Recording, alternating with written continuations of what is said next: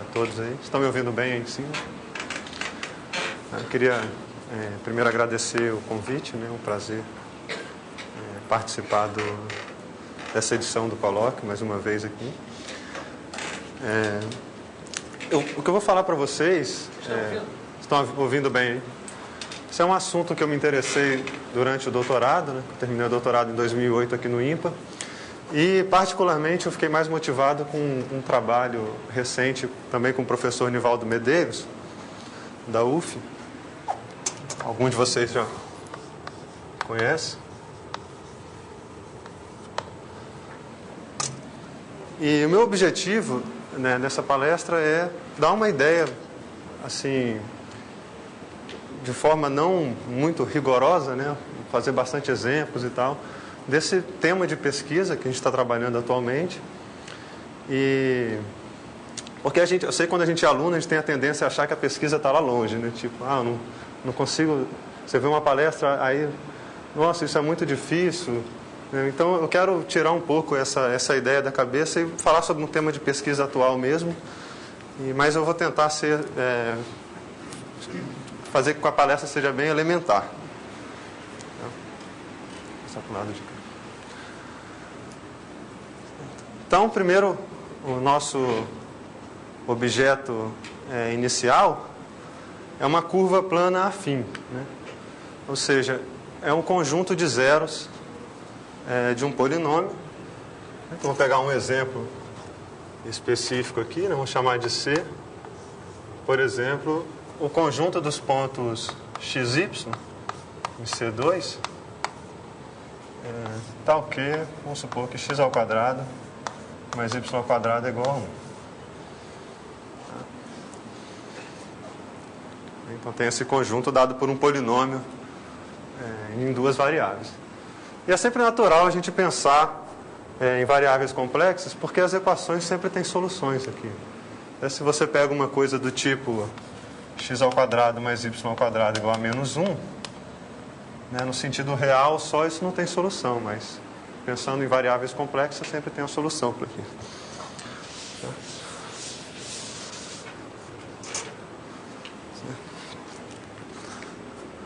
Agora, o que acontece é que esse espaço, o C2, né, ele não é compacto. Certo? Então, a gente tem que considerar uma compactificação dele, que eu estou chamando de P2, porque você pode estar perdendo alguns pontos desse conjunto. Certo? Então, a gente olha para esse espaço C2 dentro do novo espaço P2, né? E esse P2 ele é definido como o conjunto de retas que passam pela origem, em C3.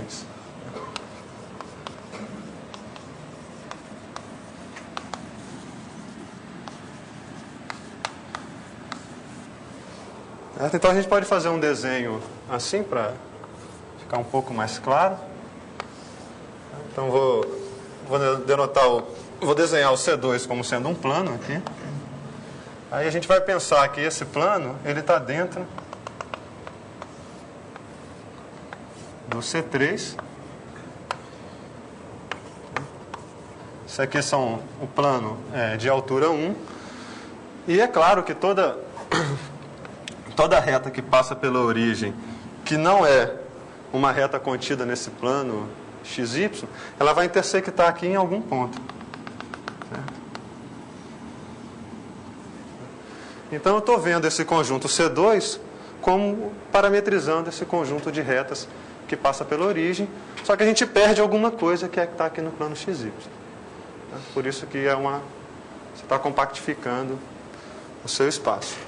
Então, os pontos desse conjunto, essa nova compactificação, né, essa curva agora, ela a princípio estava aqui dentro.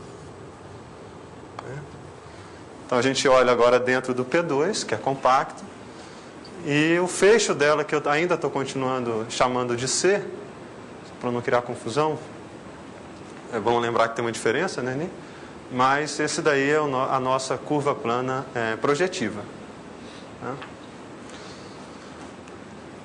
Agora, os pontos de P2, O que é um ponto de P2? O P2 é uma reta que passa pela origem, né? Então, todos esses pontos aqui, você pega um ponto x, y, z, e se a gente olha para o ponto lambda vezes x, y, z, esses dois pontos definem a mesma reta. Porque eles estão na mesma reta, e se a gente pensa agora na reta como um ponto do conjunto, você tem uma relação de equivalência entre esses dois pontos aqui, que é o mesmo que esse ponto que está aqui em cima, que é o xy, vou colocar aqui, o xy1, que são os pontos de altura 1. Então, esses pontos do espaço projetivo, P2, eu vou denotar simplesmente como colocando aqueles dois pontinhos ali, para lembrar que ele representa toda a reta que passa por aquele ponto. Tá? Então, dessa forma, agora a gente tem essa curva C, ela é o conjunto de zeros de um polinômio homogêneo. Então, se eu voltar aqui para essa curva C, a gente começou com um polinômio x² mais y² igual a 1. Você tinha, fazer assim, você tem f de xy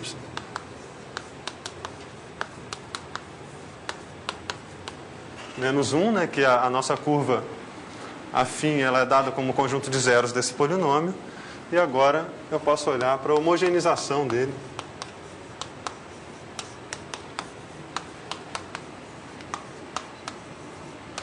Colocando mais uma variável. E lembra que quando o z é igual a 1, a gente volta aqui para o plano. Se eu faço z igual a 1, eu volto para esse plano e a gente tem a nossa curva afim mesmo, né?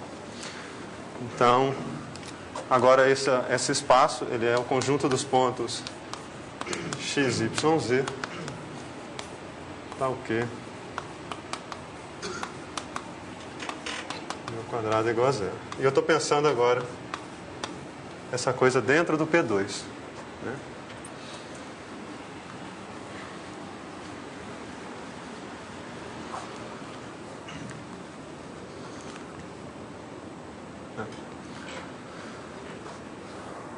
Agora tem uma diferença aqui que é bom ressaltar, que pode criar uma certa confusão, que é a seguinte.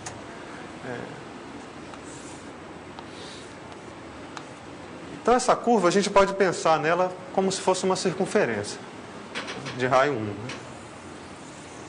Aqui é a curva C. Vou colocar assim. Na verdade, esse desenho, ele não é fiel, né? Tipo, no sentido que eu estou pensando aqui como isso fosse um plano cartesiano de C por C. Mas se a gente olha, por exemplo, como estrutura de espaço vetorial, isso é um R4, um espaço vetorial real. Então eu estou desenhando esse objeto aqui como uma curva, mas a gente tem que lembrar que a gente está sobre o corpo dos números complexos. Então essa função f, esse polinômio f, para simplificar um pouco, vamos supor que as derivadas parciais, ali é z, tá? df dx, df dy, df dz. Alguma delas não se anula. Então a forma local das submersões garante que esse pedacinho da curva aqui, ele é parametrizado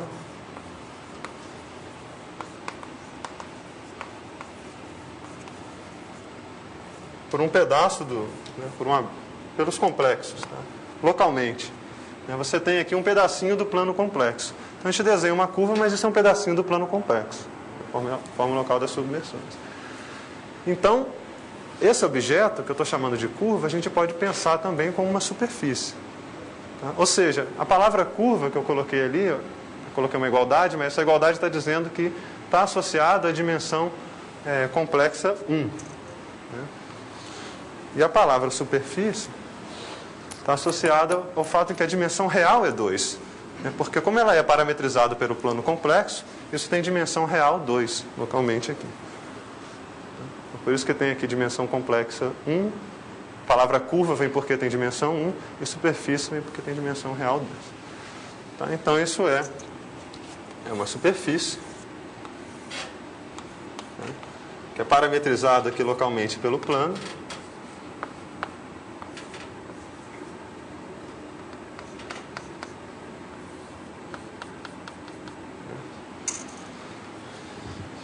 Ou seja, nesse caso em que ela é suave, a gente tem, de fato, uma superfície de Riemann. Então, isso é só para explicar um pouquinho, para a gente ter uma noção de o que é esse objeto, que eu estou chamando de curva. Na verdade, quando a gente olha sobre o corpo como dimensão real 2, né, como superfície, a gente tem, essas são as superfícies de Riemann compacta, né? Você tem a esfera, um toro ou um bitoro ou outras coisas.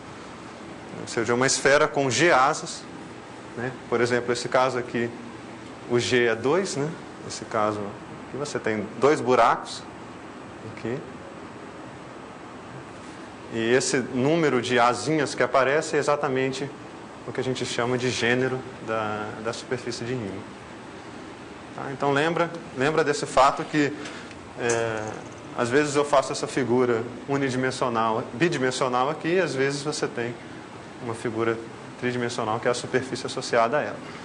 Aí um fato que é possível mostrar é que o gênero ele é K-1 vezes K-2 sobre 2. Então nesse caso aqui, essa curva C, ela tem o gênero 2 menos 1, 2 menos 2 sobre 2, que é 0. Isso aqui, o K é igual a 2. O K é o grau do polinômio que define a curva. Aqui eu estou roubando um pouquinho, porque eu estou supondo que a curva é suave, só para a gente ter uma noção geométrica melhor. Em outro caso, a gente poderia admitir singularidades.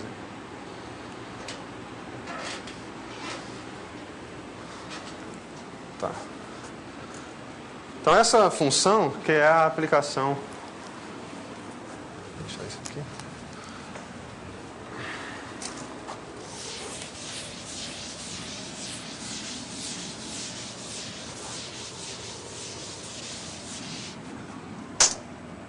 Vou deixar ela aqui no quadro alguns minutos, porque daqui a pouco a gente vai trocar de slide, né? Então você tem essa função que vai de P2 em P2, que associa a cada ponto P essas derivadas parciais do polinômio.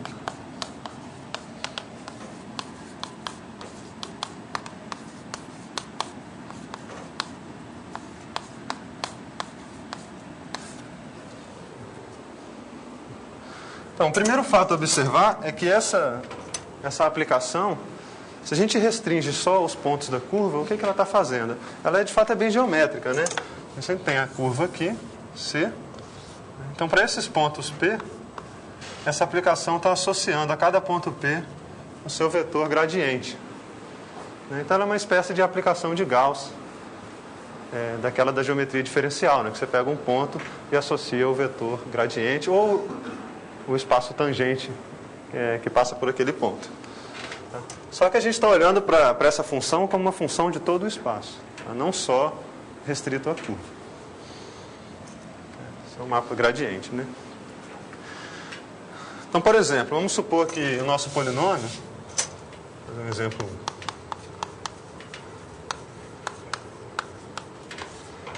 Vamos supor que o nosso polinômio é do tipo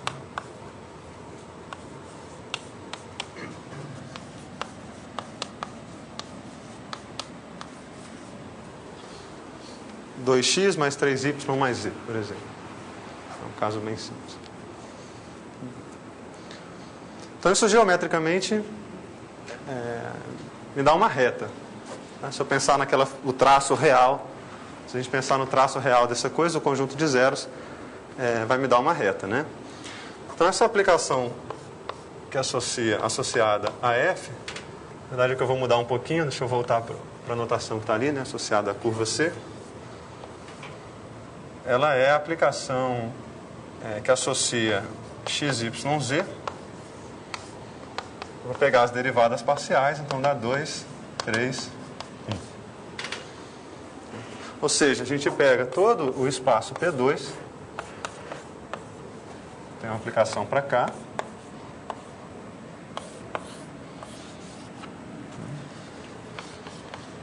e aqui você tem um ponto 2, 3, 1. E o que essa função faz, ela é um pouco sem graça, ela pega todo mundo, x, y, z, e envia no ponto 2, 3, 1. É uma aplicação constante, envia todo mundo no mesmo ponto.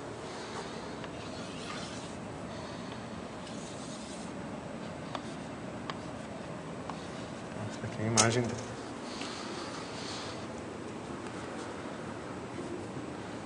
Um exemplo 2, que é um pouquinho mais interessante, parecido com aquele ali, né? A gente vai pegar um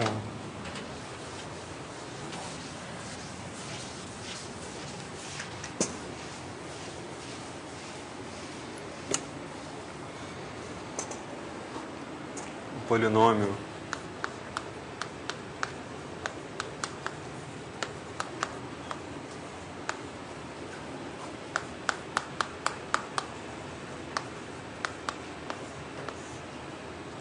pego o polinômio f e olho para a aplicação associada a ele. Essa aplicação pega x, y, z e a gente vai pegar as derivadas parciais desse polinômio. Então vai dar 2x, 2y, 2z. Mas lembra que como ponto do espaço projetivo, isso aqui é simplesmente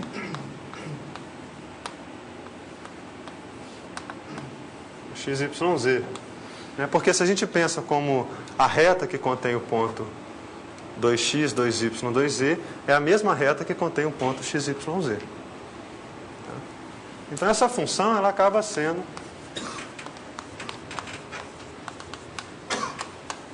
a identidade, né? Você pega o x, y, z e associa novamente o x, y, z.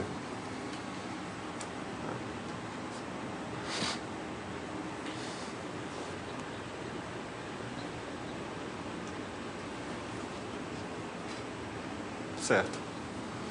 Agora eu vou olhar para o grau dessa aplicação. O grau significa o seguinte: a gente pega um ponto da imagem e olha para a pré-imagem desse ponto. Um ponto do contradomínio, desculpa.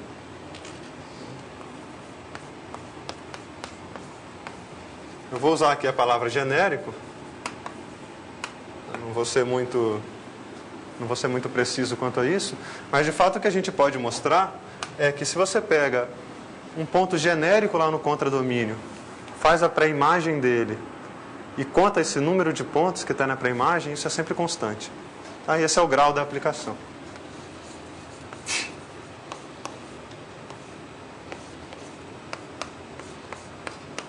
É o número de pontos que aparece nesse conjunto aqui.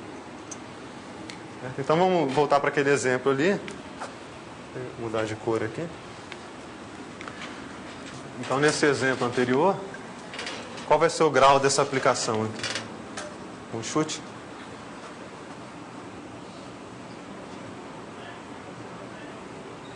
Nada?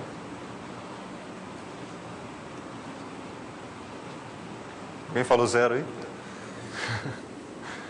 O grau aqui é 0, certo? Porque se você pega um ponto, eu estou usando a palavra ali, um ponto genérico, né? Isso eu não demonstrei, mas a gente vai aceitar aqui que se você escolhe um ponto aleatoriamente, quando você toma a pré-imagem e conta o número de pré-imagem, isso é o grau. Então se você pega um ponto genérico aqui, Q,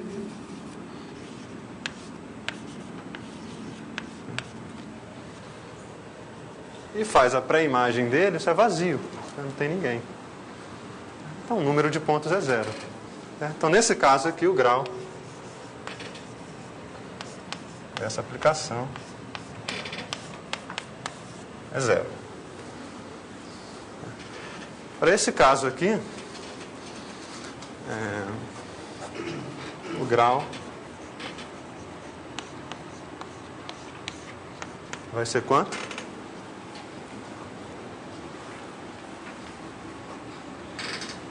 né? Você vai pegar um ponto genérico da imagem, você toma a pré-imagem é o próprio ponto e só tem ele ali. Tá? Então esse grau aqui é 1. Então esse é o grau, também às vezes é chamado de grau topológico dessa aplicação. Tá?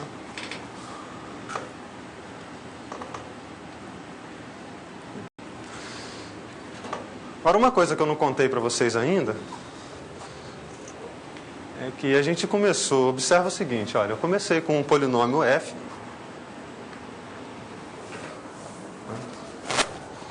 Deixa eu apagar agora esse exemplo aqui.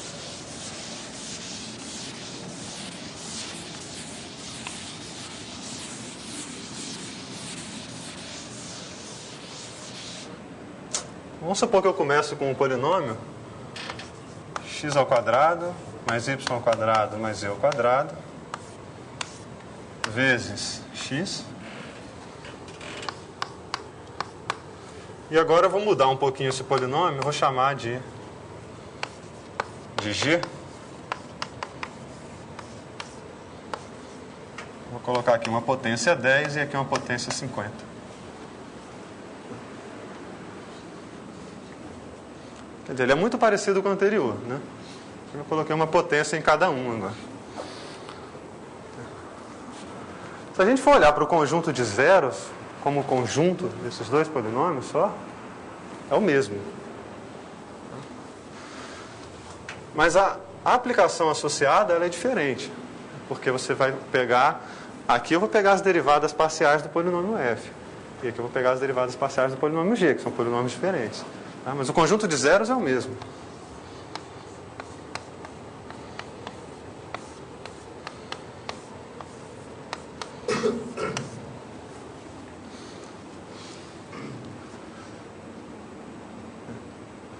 Então, o que acontece em geral, né? Isso daqui ainda ninguém reclamou, mas eu estou denotando simplesmente como a aplicação associada à curva, mas essa aplicação, para a gente, se eu fosse honesto mesmo, ela seria a aplicação associada ao polinômio e não à curva. Porque os polinômios são diferentes, a princípio dá aplicações diferentes. Tá? Mas o que acontece é que o grau é igual. O grau desse mapa associado por F é igual ao grau do mapa associado por G. Certo? Isso não é trivial de mostrar. Né? Mas como eu estou interessado o que eu vou falar daqui para frente, estou interessado em estudar a menos do grau, então a gente pode supor sempre que as coisas são reduzidas, ou seja, eu posso tirar essas potências do polinômio aqui. Então tem um resultado muito bonito de Dinka e Papadima, de 2003. Também não quero entrar muito em detalhes, mas ele diz o seguinte. Vou fazer uma figura aqui para explicar melhor isso.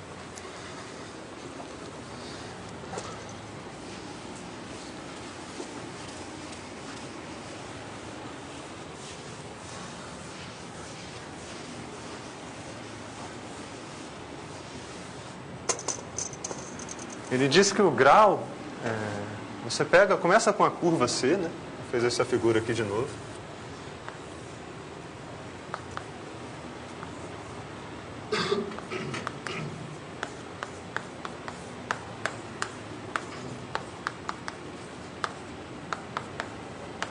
Agora que eu estou em P2.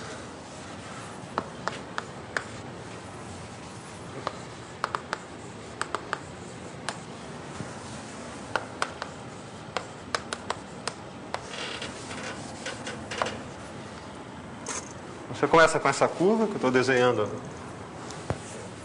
Estou fazendo um desenho desse tipo aqui.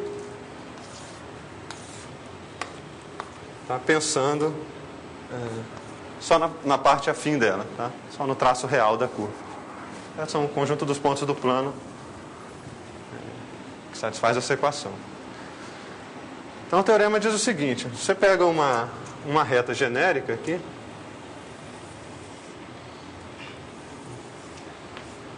H, e olha para a parte afim da curva, que é o C menos H, tirei, nesse caso aqui a gente tirou então 2 pontos do C.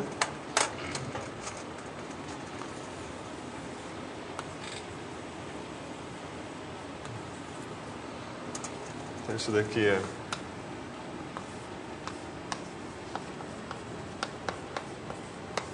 peguei a curva C e tirei esses 2 pontos, P1 e P2.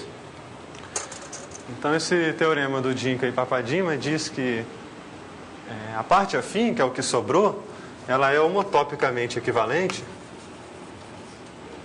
a um buquê de círculos. Buquê de círculos, topologicamente, é uma coisa assim. Buquê de S1. E o número de círculos que aparece nesse buquê é exatamente o grau. Essa quantidade aqui é o grau do mapa polar.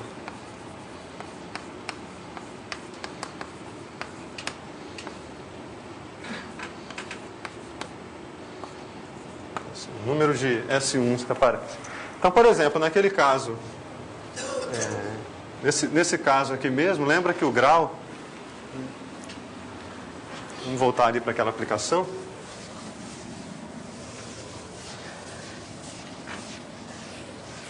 Então, a aplicação é essa, né? A aplicação, ela vai de P2 em P2, pega XYZ e associa XYZ. Então, a gente já viu que esse cara aqui tem grau 1. Eu estou ainda com aquela equação ali. Esse cara aqui tem grau 1. A parte afim de C é a curva menos esses 2 pontos.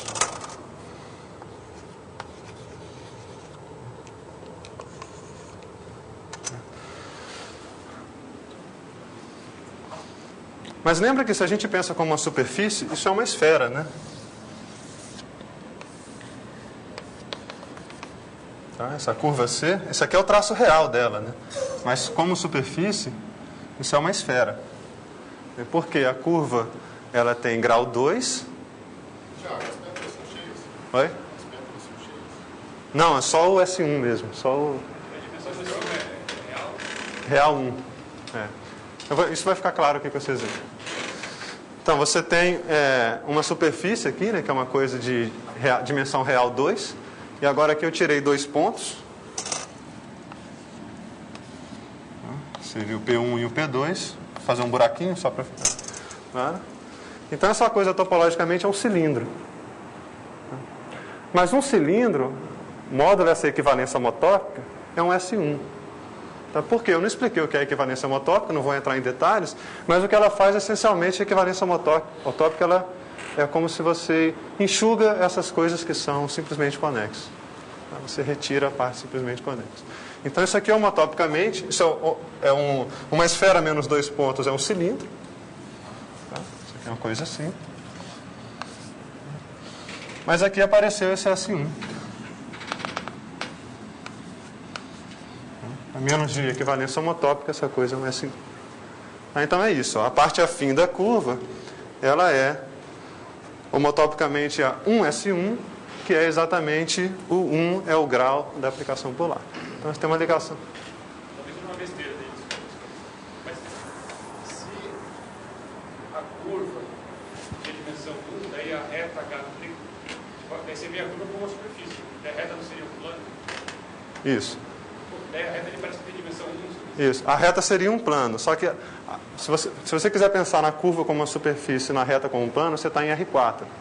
Em R4, uma superfície encontra outra em um único ponto. Isso pode acontecer. E tem espaço para acontecer isso em R4. Então, esse desenho é fiel. Tá? Mais ainda, eu enrolei um pouquinho aqui, esperando realmente uma pergunta desse tipo.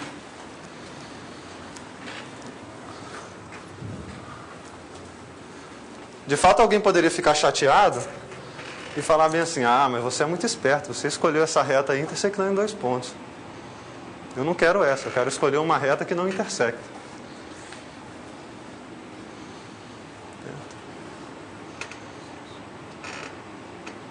Aí acabou.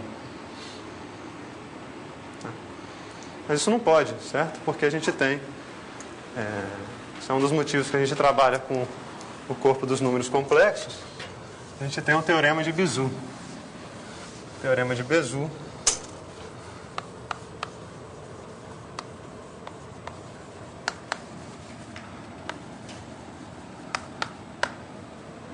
diz que duas curvas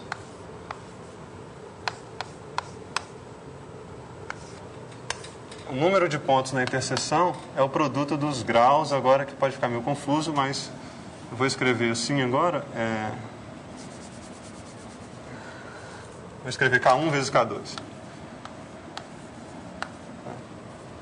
K1 vezes K2 são o grau dos polinômios. É o grau do polinômio F1 e K2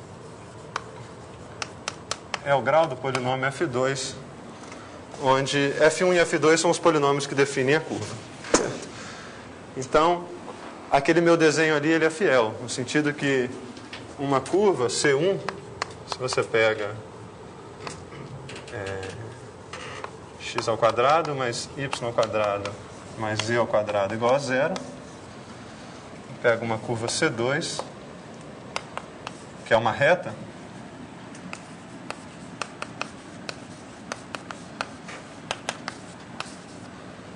então a interseção dos dois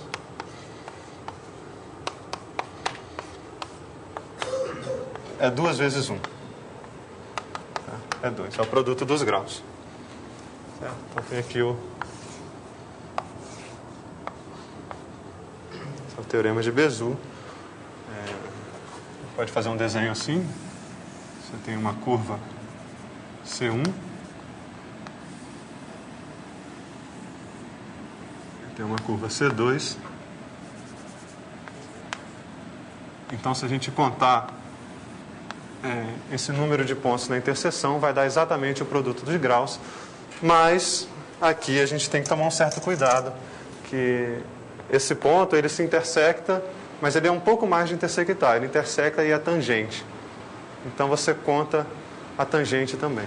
Tá? Onde é tangente, você conta um a mais. Então, por exemplo, uma reta em P2, ela vai intersectar essa curva em 2 pontos, ou ela poderia ser tangente. E esse tangente você conta como 2 também, porque a tangência é como se estivesse intersectando mais do que ela simplesmente intersectar transversalmente. Tá? E também a gente também não está mostrando aqui que para uma escolha genérica você pode escolher uma que não é tangente. Você tem menos retas tangentes. Essa família de retas tangentes ela é pequena.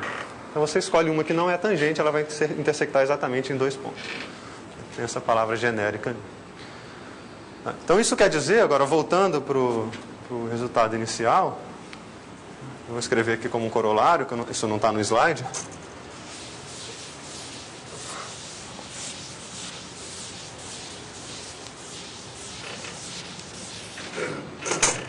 Um corolário desse teorema é que o grau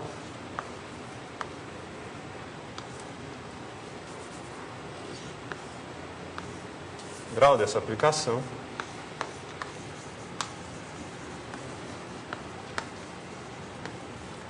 ele depende apenas do conjunto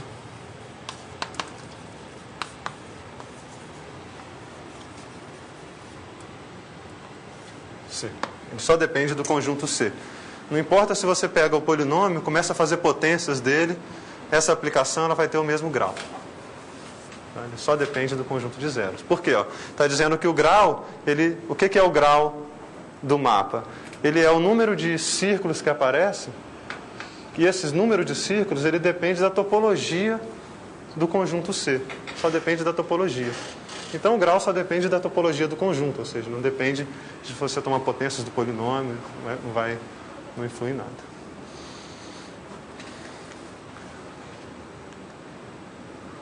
Então, isso vale em dimensão qualquer, só uma curiosidade. Certo. Agora a gente vem com um assunto um pouco mais clássico. Quais seriam as curvas onde o mapa polar tem grau zero? O mapa polar ter grau zero, a gente pode mostrar que é equivalente ao polinômio Teyssiana nula.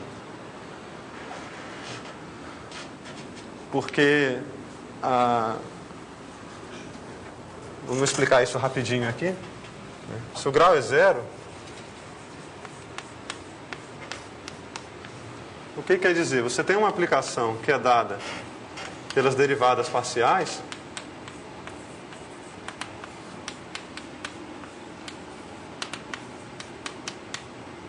f de z. Então, o grau ser zero quer dizer que num ponto genérico lá da imagem, quando você toma a pré-imagem é vazio, não tem ninguém. Ou seja, é como se a imagem ficasse confinada dentro de uma curva. Se a imagem está confinada numa curva, isso quer dizer que essa aplicação, a diferencial dela não é sobrejetiva. Mas a diferencial dela, eu vou derivar de novo essas coisas. Então aparece uma espécie de matriz hessiana aqui. São as derivadas segundas. Então dizer que o grau é zero é a mesma coisa que dizer que a matriz hessiana, o determinante é nulo. Então isso era conhecido desde a época do Hess. E o único caso possível é uma união de retas passando por um ponto. Deixa eu apagar isso aqui.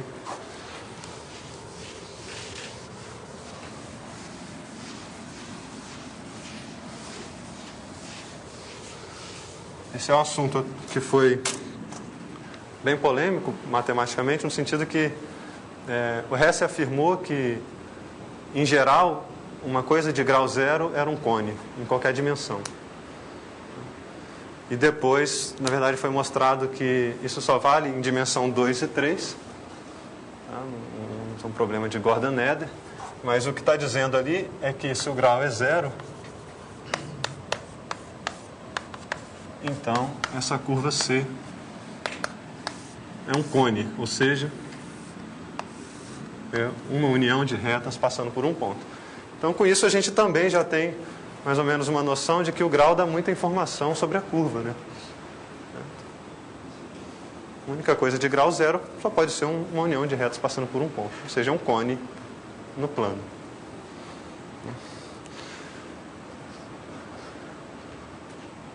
Certo? Então tem... A próxima questão seria o que acontece com as curvas de grau 1. No mapa polar tem grau 1. A gente já viu um exemplo.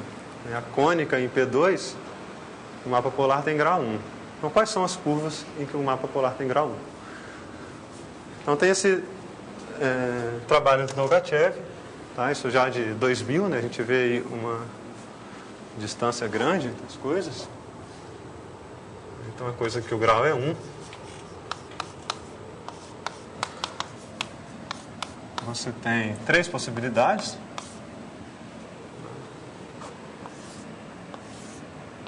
Essa é a primeira, que são 3 retas não concorrentes. Você tem uma cônica suave, que é aquele exemplo que a gente começou. E você pode ter uma cônica e uma reta tangente. Isso realmente também é um resultado surpreendente, né? Que diz que só tem esses 3 casos para curvas de grau 1. Então, o que eu quero fazer agora, esse restante aí, esses 15 minutos, é dar uma ideia dessa demonstração do teorema do Dolgachev mais simples. A prova do Dolgachev, ela essencialmente usa a teoria local de curvas planas e argumentos de combinatório. Mas é uma prova longa, dá um certo trabalho. Então vou tentar explicar para vocês, dar uma ideia de como que a gente pode provar um resultado desse tipo.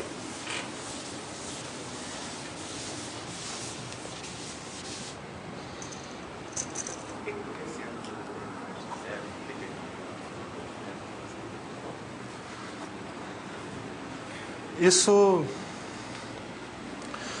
também não é imediato mesmo, não. Mas você pode...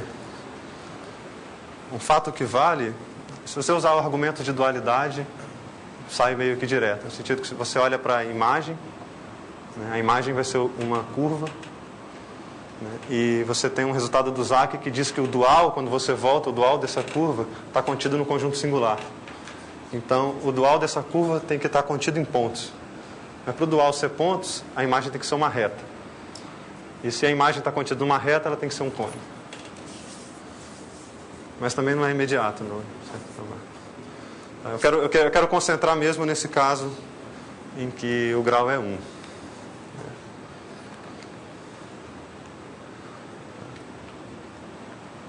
Então a prova passa primeiro por essa igualdade.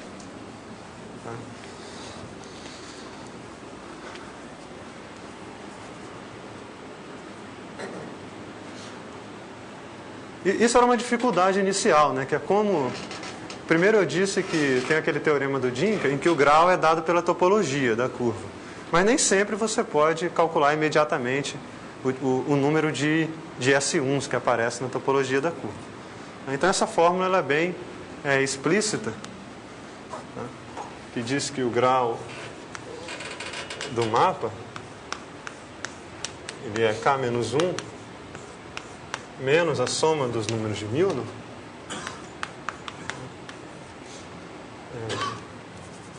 E o número de Milnor, também não vou definir todos os detalhes, mas ele, intuitivamente, ele conta o quão complicada é a sua singularidade.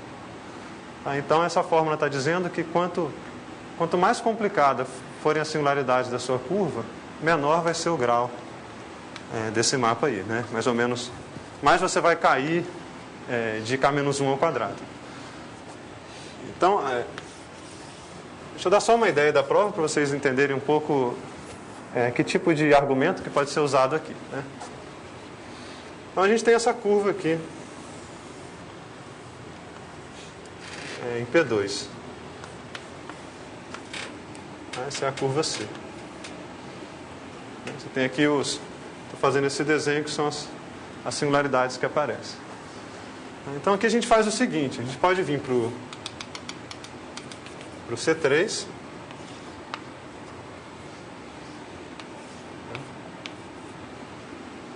E aqui em C3 eu olho para o cone sobre essa curva. O cone afim.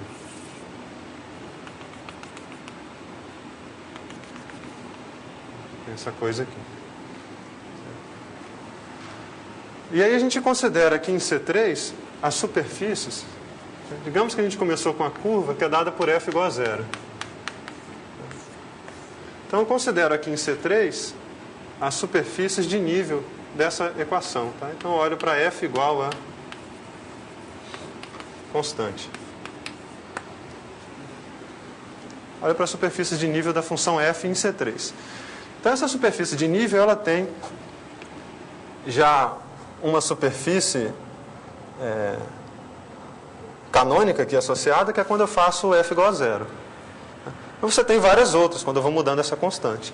Então isso aqui é o que a gente chama de uma foliação do C3, né, que tem as superfícies, digamos que é f igual a lambda, por exemplo.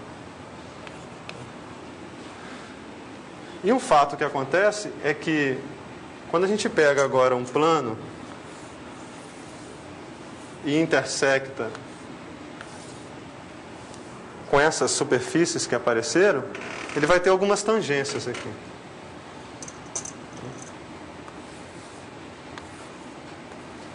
Tem algumas tangências.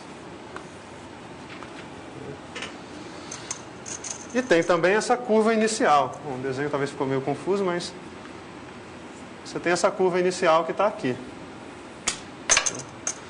Então, nesse desenho que eu fiz, ele tem vários tipos de pontos. Você tem essas tangências e tem esses pontos singulares que vinham da curva anterior.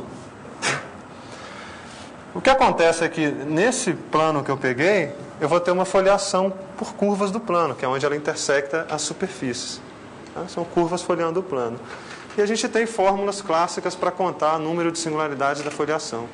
Então você conta esses números de singularidades, tá, e compara. Esses números que aparecem aqui de tangência vão ser o grau. E os outros que aparecem são os números de Milnor. Então essa é só uma ideia de como que a gente pode relacionar essas duas coisas aqui.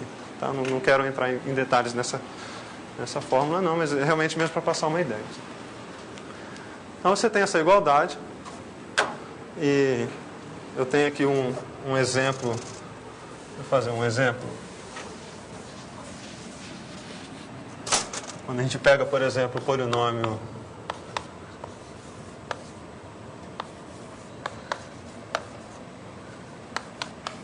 uma cúbica, uma equação de grau 3, o traço real dela seria uma coisa assim. Então você tem essa singularidade aqui que conta como número de Milnor 2. Certo? Então o grau da aplicação polar aqui, ele vai ficar K, que é 3, né? 3 menos 1 ao quadrado, menos o 2, que é a soma dos números de Milnor da singularidade. Menos 2. Então aqui está dando 4 menos 2, 2. Então essa coisa aqui, agora a gente viu um exemplo de uma curva que tem grau polar 2. Grau 0, grau 1, nesse caso é o grau 2. Se você considerar aqui coisas em que as singularidades são mais complicadas, você vai aumentar o número de Milnor, estou complicando mais a singularidade, e a princípio poderia diminuir o grau. Só que para considerar as singularidades mais complicadas, você vai ter que aumentar um pouco esse grau também. Então, eu não tenho muito espaço para fazer isso. Então, dessa fórmula seguem duas relações aqui. Uma é a relação com o gênero, aquele que eu falei antes, e com o número de ramos.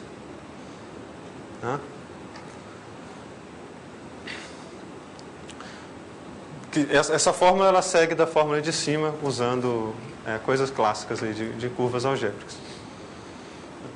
E tem uma fórmula que eu estou chamando aqui de fórmula produto, e que eu vou explicar também fazendo um exemplo aqui para vocês. Deixa eu apagar essa figura aqui.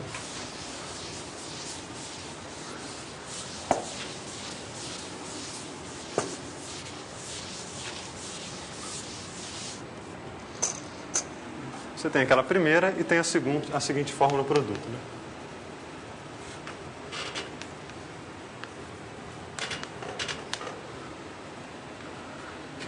Então eu vou escrever assim, a fórmula produto da união,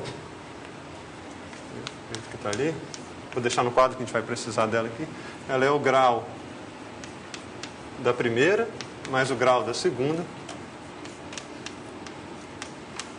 mais o número de pontos que tem na interseção, menos 1. Então, por exemplo, se você começa com uma cônica e uma reta tangente,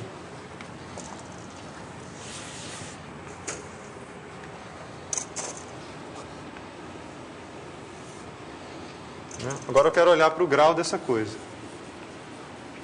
O grau do mapa polar disso aqui. Vou escrever assim. Então a fórmula está dizendo que isso é o grau do mapa polar da primeira, mais o grau do mapa polar da segunda, que é uma reta, mais o número de interseções. E aqui é o número mesmo, não é igual ao teorema de Bézout, é exatamente o número de pontos que aparece na interseção, sem contar a multiplicidade. Então tem mais 1, menos 1. Tá? Então essa aqui a gente viu que tem grau 1. Né? Essa aqui é uma reta, a gente viu que tem grau 0. E aqui o 1 menos 1 cancela um com o outro. Então esse caso aqui é o caso em que vai ter grau 1. Né? Que é um dos casos que aparece na classificação do Dolgachev, tem grau 1. Vou fazer mais um exemplo.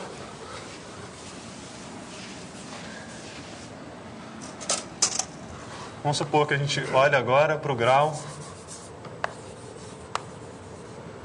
do mapa polar de 3 retas. Então, tem aqui essas duas, eu vou separar elas assim. Então, pela fórmula, isso é igual ao grau do mapa polar da primeira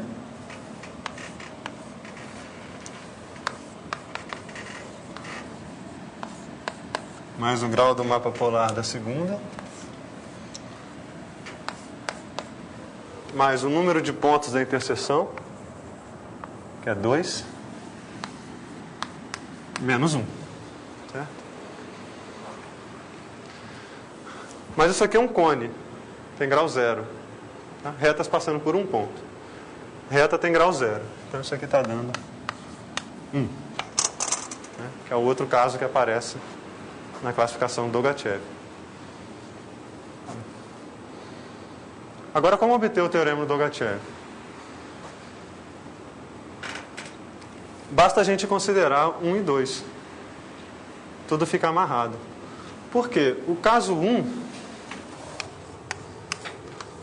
está dizendo que o grau do mapa polar ele é K menos 1 mais alguma coisa que é sempre positiva. Ou melhor, não negativa, né, que é 2 vezes o gênero mais o número de ramos menos 1. Num ponto singular você tem pelo menos um ramo. Então isso aqui é maior ou igual do que K menos 1. Sempre. No caso em que a curva é irredutível. E se a gente considera agora a outra fórmula,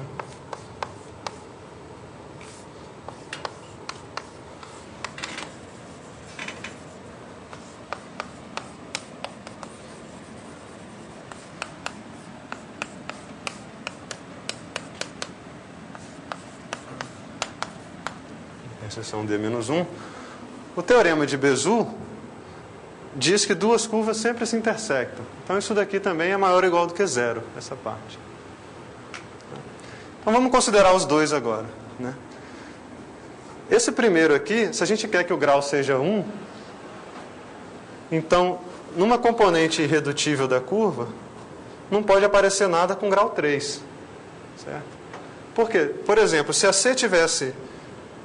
aqui o grau pode ficar confuso, né? Mas eu estou dizendo que tem que tomar cuidado, que pode gerar uma confusão entre o grau do mapa polar e o grau da curva. O grau do mapa polar é uma coisa, o grau da curva é o grau do polinômio. Certo? Então, esse aqui é o grau do polinômio. Então, vamos supor que o grau é 1. Essa união aqui é 1. Estou voltando lá no Dogatchev, né? Tem aí. Estou supondo que o grau da aplicação polar de C é 1. Agora, essa união a gente consegue separar em 2. Em particular, esse grau aqui é menor ou igual a 1 e esse grau aqui tem que ser menor ou igual a 1. Certo? A gente quer que o grau dê 1. Mas o grau dele já é maior ou igual do que K menos 1, onde K é o grau do polinômio. Então, o K tem que ser... O K que aparece em todas as curvas aqui tem que ser menor ou igual a 2. Então, isso justifica que nas componentes irredutíveis da curva só pode aparecer coisas de grau 1 ou 2. Por quê? Se aparecer uma coisa de grau do polinômio 3... o grau do mapa polar já seria maior ou igual a 2. Mas eu quero que dê 1. Então você só pode aparecer cônicas e retas. Isso já justifica parte do teorema. Agora é fácil fazer uma análise. Por exemplo, se você tem uma cônica e uma reta,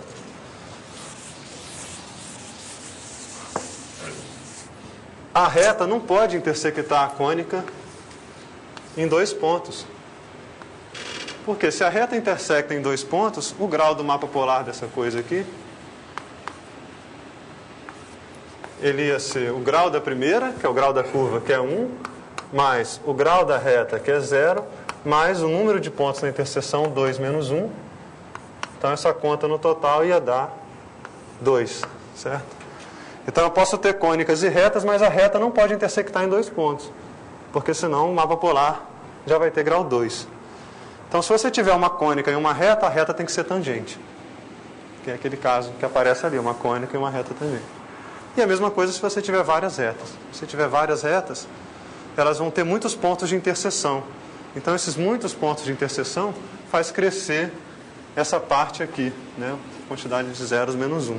Então, essas duas fórmulas, elas essencialmente é que faz o papel e deixa a classificação ficar simples, né? Esses 3 casos aí. São essas duas fórmulas, né? É um jogo mesmo, né? Como se fosse um joguinho. Você tem uma fórmula e começa a contar o grau das coisas. Então você tem aí, essa é a classificação do Dolgachev, né? Que você tem 3 retas, uma cônica ou uma tangente. E aí, como eu comentei, junto com o professor Nivaldo, a gente conseguiu fazer o caso grau 2. Só tem... deixa eu explicar um pouquinho essa figura. Do 1 até o 6, você tem cônicas e retas. São todos os casos possíveis em que o grau vai dar 2. Por exemplo, no caso 5 ali, eu tenho 2 cônicas se intersectando só um ponto com multiplicidade 4. E do caso 7 ao 8 é aquela cúbica, aquela curva de grau 3 que eu fiz. E a curva de grau 3 que o mapa polar vai ter grau 2.